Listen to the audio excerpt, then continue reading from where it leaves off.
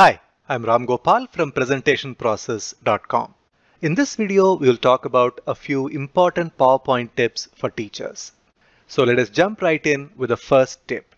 The tip is to increase the cursor size. Now, this might look like a small tip, pun intended. A simple step of increasing your cursor size can help you to guide the viewer's attention quite easily. Now, let us say you want to talk about a software, say PowerPoint, and you want to point out to some of the tabs. Now, take a look at how difficult it is to follow the cursor when it is this size. Now, I'm going to increase the cursor size, and then let us see how the pointing becomes that much clearer. To increase the cursor size, you need to take your cursor all the way down, even below the status bar, and then you right-click to access this one, called as the taskbar settings. When you click on that, you get this option. Then you click on Home. So you go back to this screen. Then go to Ease of Access. And here you have the option under Vision called Cursor and Pointer. You click on it. And here you have the option to change pointer size and color. You can increase the pointer size like so. Maybe you can keep it till the point of around 7 points. And that really increases. And you can see the size of the cursor right now. And if you want, you can change the color of the pointer by clicking on this option. And here you can choose any color from these options available. I'm going to stick to the white color here. Let me close this. And now see how easy it is for me to point to any of the areas here. Just by increasing the size of your cursor, you can make it so much easier for your audience to follow your lecture. The next handy tip is to zoom in on pictures. As a teacher or a trainer, you may be required to show pictures as part of your presentation. Do you know PowerPoint makes it extremely easy for you to zoom in on pictures while you are in the slideshow mode? All you need to do for that is hold the control button down while you use the scroll wheel to move up, and that zooms in on the picture. And while holding the control button down, when you move the scroll wheel back, you can zoom out. Let me do that again. Hold the control button down and zoom in.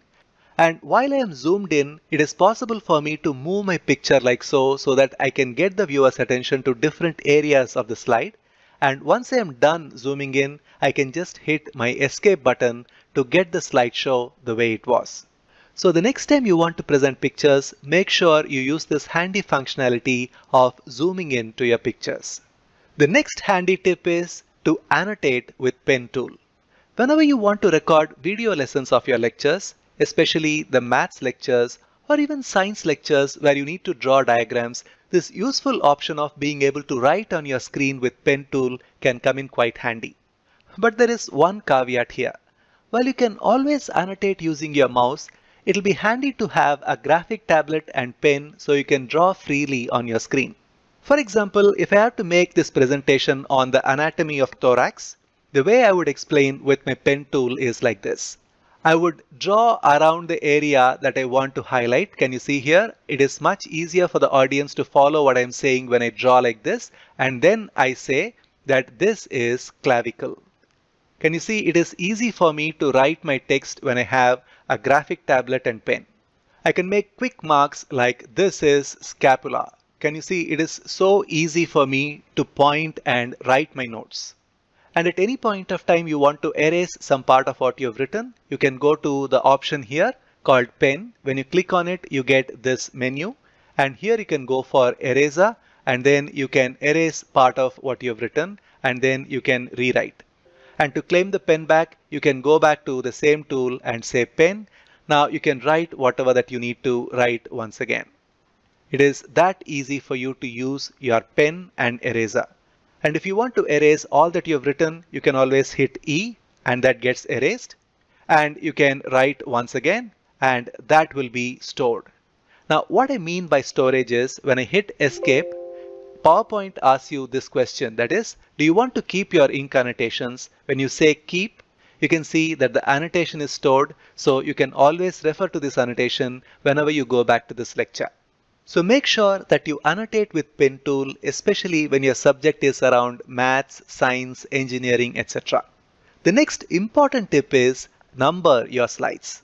This is such a basic tip, but it is surprising to see the number of teachers who don't number their slides. By numbering your slides, you make it easy on yourself to refer to a certain slide, and you also make it easy for your students to ask their questions by referring to a certain slide. To insert slide number, all you need to do is to go to Insert, then in the text group, click on slide number. This dialog box pops up, and here you can check slide number, and now your slide number would be checked when you click on Apply to All. You can even decide whether you want to have the numbering on your title slide or not.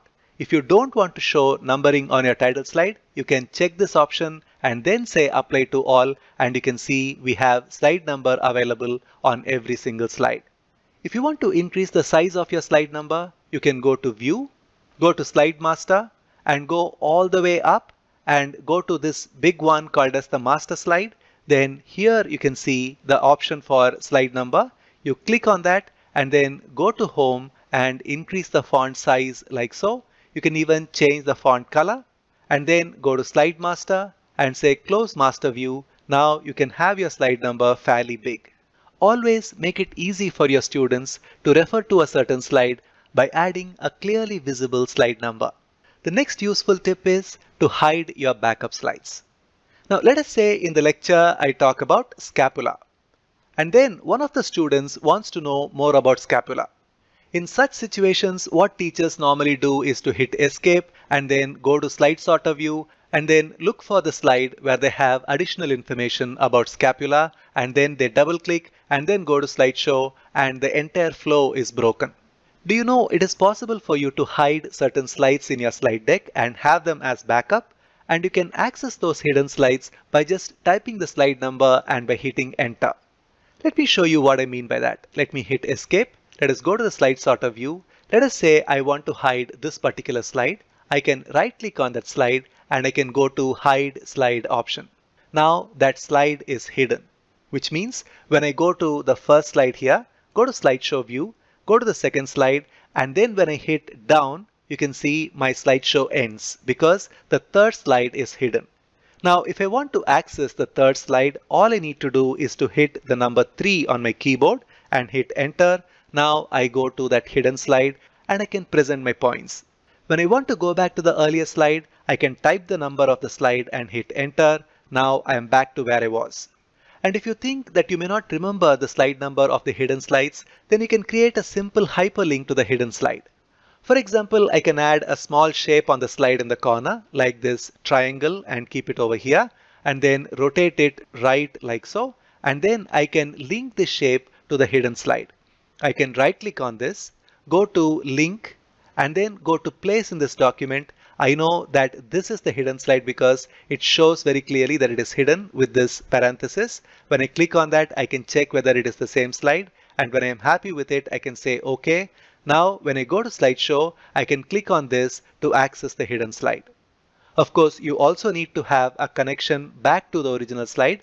So you once again create a small shape in the corner like so, and then link it back to the earlier slide by going to Link and then going to Slide 2, which is where the connection was, and then say OK. Now when I go to the slideshow of the hidden slide, I can click on that small dot and go back to the earlier slide. And of course, to go back to the hidden slide, I can click on this. Can you see we have established a nice link between this slide and the explanation slide, which is hidden. So whenever you create a slide where you expect further discussion, you can always have your backup slides hidden so you can access anytime at the click of a button. The next useful tip is to use the B and W keys in your slideshows. Many times as trainers, we tend to lose connection with the students sitting in front of us in the classroom. A simple way to claim the attention back from the slides onto you is to hit the B key on your keyboard.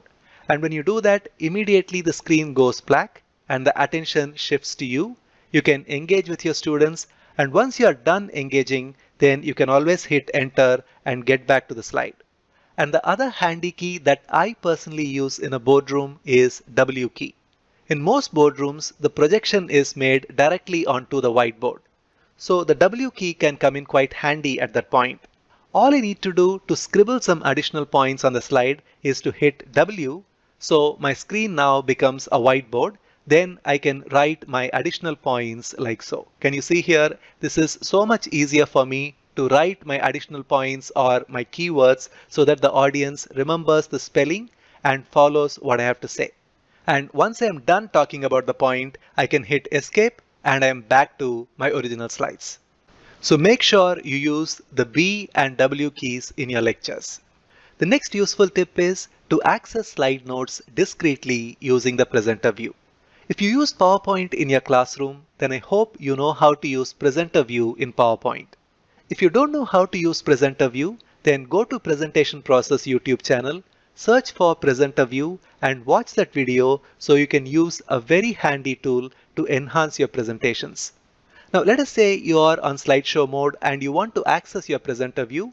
All you need to do is to take your cursor down and click on this option here which has 3 dots, and then you can click on show presenter view, and this is the presenter view. All that your audience sees is this view while you have the access to your slide notes, and you can rattle off some key statistics correct to the decimal points by referring to your slide notes. There are tons of uses in presenting using your presenter view, so please watch that video and improve your PowerPoint game. The next quick tip is it is possible for you to navigate your slide deck without using the escape key and then using your slide sorter view. Now let me show you the usual way of navigating the slides while you are presenting to your audience. You first hit the escape button, then you go to slide sorter view, and then go to the relevant slide, and then you go to slideshow view. Now this is a lot of steps. Now let me show you how you can navigate without hitting that escape button and doing it quite effortlessly. All you need to do while being on the slideshow is to take your cursor down to this icon here. When you click on that, you get this view. You go to the relevant slide and here you have the slideshow of that particular slide. It saves you a lot of time and the entire process is so easy and quick. You can even access your taskbar to search the web without hitting the escape button. All you need to do is to click on these 3 dots here, go to screen and click on show taskbar, and that shows the taskbar while you are in the slideshow mode. Then you can click on the browser of your choice and then search for what you want, and then you can always go back to PowerPoint and you are still in the slideshow mode. And the final tip is to add smart dates on your slide decks. For example, take a look at the cover slide of my presentation. I have the title of my presentation and I usually have my date written here as a lecturer. The pain with hard coding date like this is every time you start the lecture, you may have to update this date. Let me show you a smarter way of updating your date. All you need to do is to just delete this and then insert date and time by going to insert, and in the text group find the date and time option and you can choose the format. For example, if I want to choose this format here and say OK, now the date and the day are shown quite beautifully. The best part about this is when I close this slide deck and open the deck next day, you will have the date updated automatically. The reason is this date is updated from your system, so you don't have to update this date ever and your audience will always see the current date. Isn't that a useful time saver? So here are the 9 PowerPoint tips for teachers. Number 1, increase cursor size. 2, zoom in on pictures. 3, annotate with pen tool. 4, number your slides. 5, hide your backup slides. 6, use the B and W keys. 7th, access slide notes discreetly with presenter view. 8th, navigate without hitting the escape button. And 9th, add smart dates. There is another way to take your PowerPoint game to a whole new level, and that is by using PowerPoint Templates Pack for teachers. This is a useful pack of PowerPoint templates, especially for teachers, to help you engage with your students with animated and interactive slides. The pack has 140 PowerPoint templates and 90 bonus icons and design, so you can design your next slide deck in style. I will leave a link to this useful product in the description box below the video. You can click on the link, come check out this page, get more details about this pack, and if you think that this is the right one for you, you make a one-time purchase and use these templates for a lifetime. So please click on the link and check out this product. Finally, as always, if you want to join our 25 Creative Ideas free mini training, you can click on the link. If you like this video, please give this video a like and hit the subscribe button so you can join our 150,000 other subscribers who are taking their PowerPoint skills to the next level. And if you want to watch our latest PowerPoint video on our YouTube channel, then you can click on the link here. So join our 25 Creative Ideas free PowerPoint mini training by clicking on the link, and I will see you inside.